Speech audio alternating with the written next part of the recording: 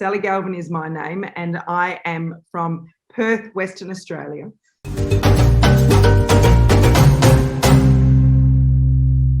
Good morning, everybody, and welcome back to the Herstory TV and the Herstory podcast. This is Gertrude Mache here in beautiful, sunny Wellington, New Zealand for a change. I am graced with the presence of yet another fascinating lady coming to us all the way from Australia. Welcome, welcome, welcome to our tribe. Tell everybody your full name, where you're based, how old you are, and share your story with us today. Good morning, Gertrude. Salli Galvin. Salli Galvin is my name, and I am from Perth, Western Australia. I am 42 years of age now. I don't know where that time went. Next minute I'm over 40, but honestly, some people say life begins at 40, and in all honesty, you know, life could never be so good. It's pretty, I am so grateful and so blessed to be here today with you and in the position that we are now, being able to help so many people. Gertrude, my story. Okay, let's get into that. So I am a country girl. So I'm a country girl at heart. We're blessed here to live in just out of Perth in Jarrahdale on a property with my 4 boys and my husband, surrounded in, beautiful, just lovely farmland. I'm really blessed. But when I was a little girl, that's where my story starts, really. And it's really, your story shapes who you are and what you're doing in the world, doesn't it? And that's why I just love what you guys are doing in my story circle, her story circle.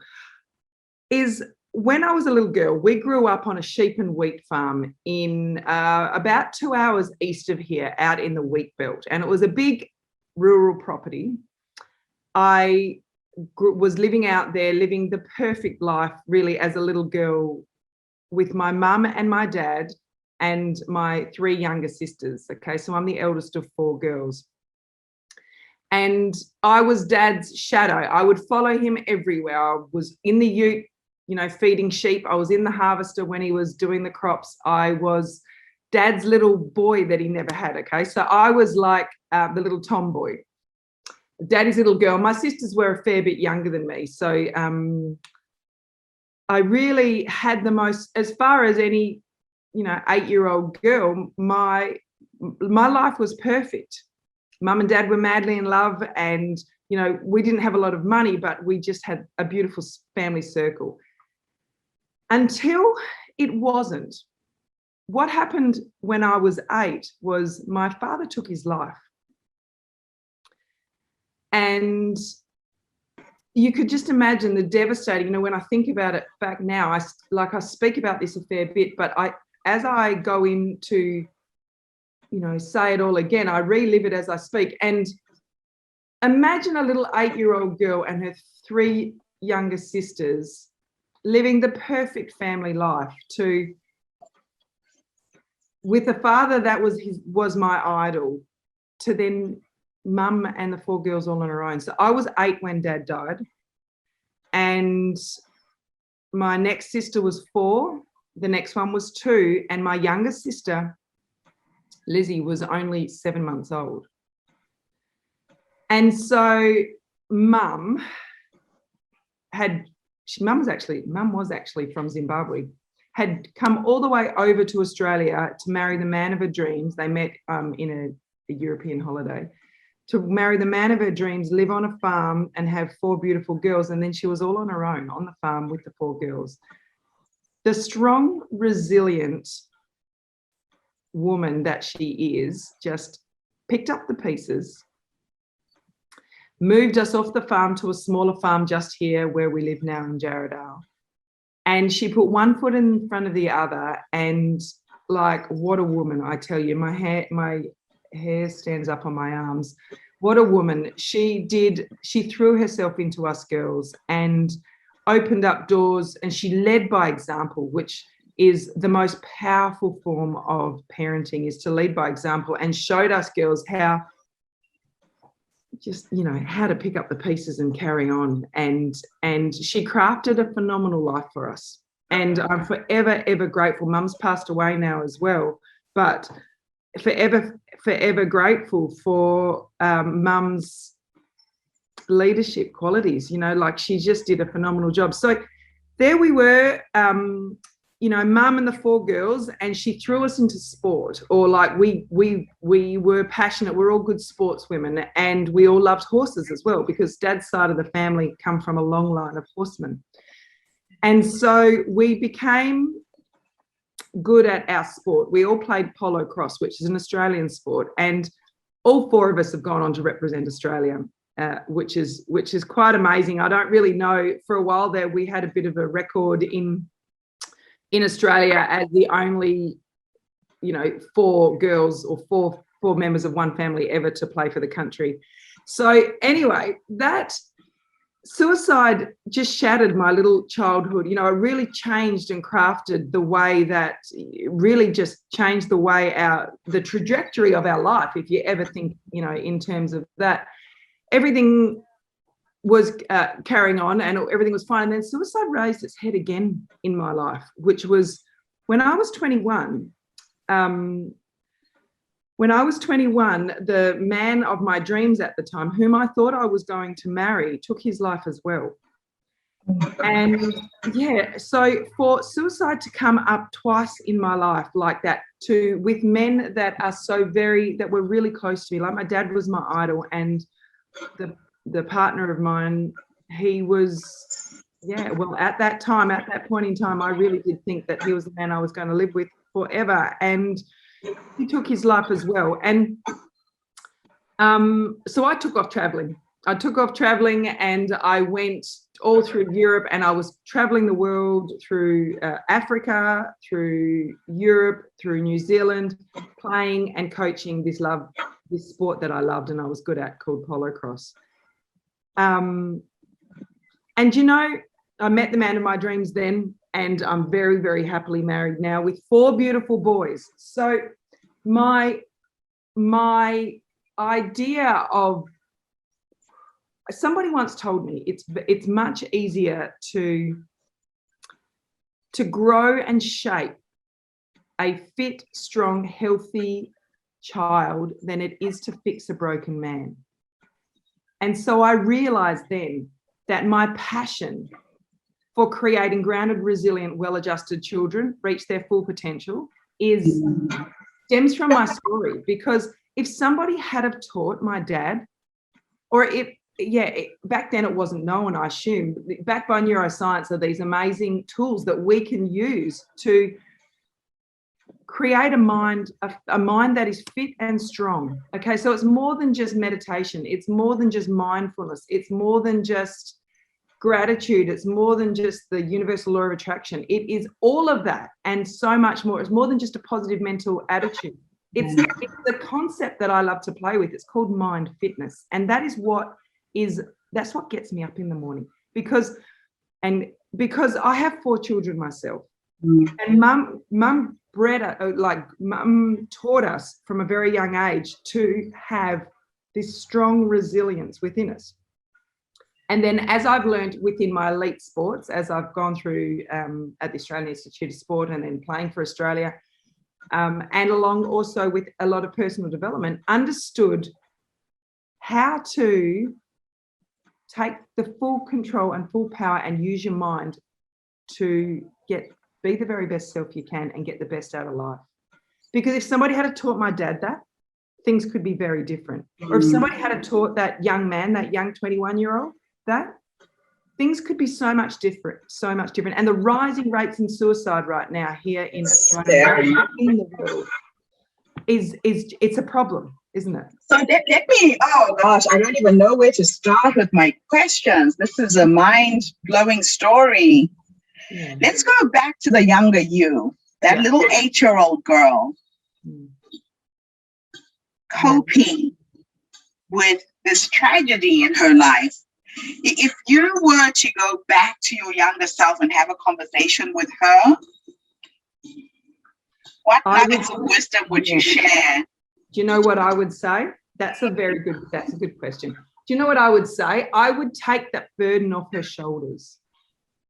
Because when tragedy happens or something like suicide happens, and you know, most people I speak to have been touched by suicide in their life somewhere. I took responsibility for it. I thought I wasn't a good enough girl. I wasn't a good enough daughter. I thought that, was there something I could have done to keep Dad happier? You know, these are just the emotions that you get. You know, it's natural emotions. That's what I would have done. My 8-year-old self, I would have said, it's not your fault. It is not your choice. And to understand suicide as an 8-year-old is, well, even to understand suicide as a 42-year-old. An adult, yeah. Yeah. And if you've never been in that dark space, which I personally never have been, but so many people do. So I think that it's not about, well, suicide in general is, you can't even generalize suicide, can you? No. But it's about awareness, definitely about mental health awareness first, which I truly believe that we all are. But I honestly, if we could teach our children those basic fundamental tools to help them, you know, like we all go on about a fit, healthy body. Yeah, but a fit, healthy mind is just as important.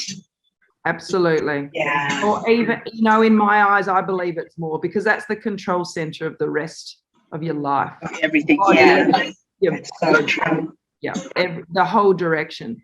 And then as the 21-year-old, I laid a lot of blame on myself as well for quite a long time. And it took a lot of work to clear that, because at 21, I had the same thing. It was just a reoccurrence of an 8-year-old. It was like reliving the past, someone you so close to you. Yeah. And to be left, I think I suppose I've definitely been working through some abandonment issues here as well. Yeah. Yeah.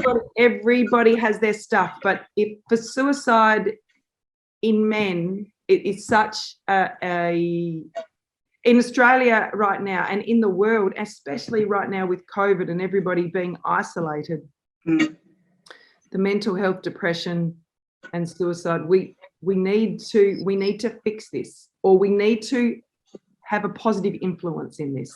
Yeah. A little 8-year-old girl could have had her dad, if he had have known the power of, you know, of his mind. So he learned how to, some of the things that I've been teaching in these programs is learning to flip your thoughts or flip your power. So understanding or being self-aware enough to know when you're on the downward spiral. Yes. Just, you know, you and I ourselves on a daily basis, somebody with a naturally positive mental attitude, sometimes I can get up and be as grumpy as hell. Yeah. And to be self-aware, you know, and I don't kick the dog, but if I was going to, that's what I would do. Or I would be angry at the kids, or nothing would work. And then nothing works because you head on this negative spiral. If you can be self-aware enough to grab that and flip it, you can head yourself back on the right path again. It's as simple and easy as that. Tricks and tools to grow a strong, fit, healthy mind. Yeah. Wow. So based on how you have managed to pick yourself up twice from these two major life experiences, if we were to teleport you to the 100-year-old you, let's go into the future and you're looking back at your life. If you're going to have a conversation with that 100-year-old you, what are you going to say to her based on how you've lived? Yeah, good one. So that they talk about the dash, don't they? You know, Yes. Have you ever heard the dash? I know that. When I'm 100, yeah, it's a good one. That is a powerful story, isn't it? The dash. So when I'm 100, I am going to be spent. I am not going to have anything left in me. I am going to have, one of my philosophies in life is to do more, have more, be more, and give more. So when I'm 100 years old, I will say, Salli Galvin, well done. You can pat yourself on the back. Well done. Look at the ripple effect. And that's what blows my mind, because if we can create just say, for example, with my 4 boys, create just like in our own little nest egg. Yeah. Grounded, resilient, well-adjusted children. They grow up with a fit mind, okay? They grow up to be grounded, resilient, and well-adjusted. And how do they parent their kids? By leading by example. And so on, and so on, and so on. So that ripple effect is generational. Absolutely. The ripple effect is what blows my mind, and that is what gets me so excited. So if I can help, so obviously I'm doing my very best with my 4, but if I can help other parents, if I can help other children just slightly change their trajectory on their life, improve their mental well-being, have some tools, have some tricks, have some whatever you want to call them to help them grow a strong, fit, healthy mind, they will grow up to be mind fit parents. They will bring their children up to be mind fit. Yes. So on and so forth. And I truly believe it's a long-term goal. It's a long-term process. But I truly believe if we move as a society down that way, we will reduce those, and the effects that social media have on people, the effects that the fast-paced, ever-changing lifestyle that we have are having on people, the effects of financial pressures on people, the effects of everything that's causing what we've got now in our mental health problem. The answer comes from within. Yeah. So let's end this presentation with you talking to someone right now who's dealing with a tragedy, who's had a friend, a husband, a boyfriend, a relative, somebody who has died. What would you say to them to help them cope? I would tell them not to make any crazy rash decisions. Just stay tight.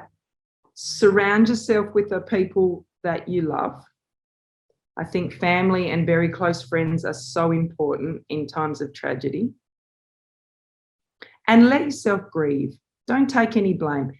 Understand that every single person is responsible for their own actions. You are not responsible for what other people do.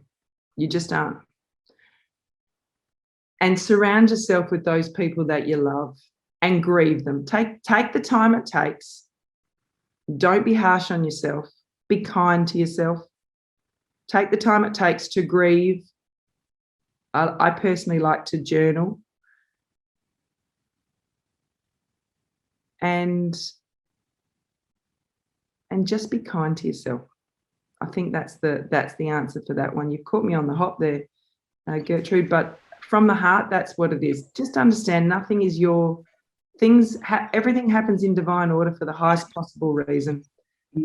Don't take responsibility for other people's actions, and surround yourself with people that you love and people that love you. That is a beautiful way to end our interview today. I can really feel that if somebody out there is in the middle of the fog, is experiencing this, you've given us some really beautiful tools to navigate your way out of that. So thank you so much, Salli. And wow, what an amazing story you've had. And I love the fact that you have galvanized that pain and you have transmuted it into something beautiful, into gold, really. Thank you. Healthy. Thank you very much. To cope with these issues. And thank you to everybody who's tuned in. Salli's going to be running a workshop. Tell us a little bit about that before we end. So the workshop will be aimed at parents of children. The workshop will be aimed at helping with some parenting toolkits to create mind-fit kids. It will give you some nuts and bolts on some of the top tools that I use on a daily basis, that my mother used, that have helped, and their rules of thumb, just to make sure that you're on track to, because everybody's different and every child's different and every situation's different and every parenting style's different. But there are some rules of thumb that if you've got them covered, you will create mind-fit kids. Wonderful. Absolutely wonderful. Thank you, Salli. Thank you, everybody. Tune in again when I come back with yet another amazing guest on the Herstory TV and the Herstory podcast. Remember that our next event is going to be from the 13th to the 24th of May. Salli is going to be one of our dynamic speakers. We'll be sending out the newsletter with all of the speakers, hopefully in a week or two's time.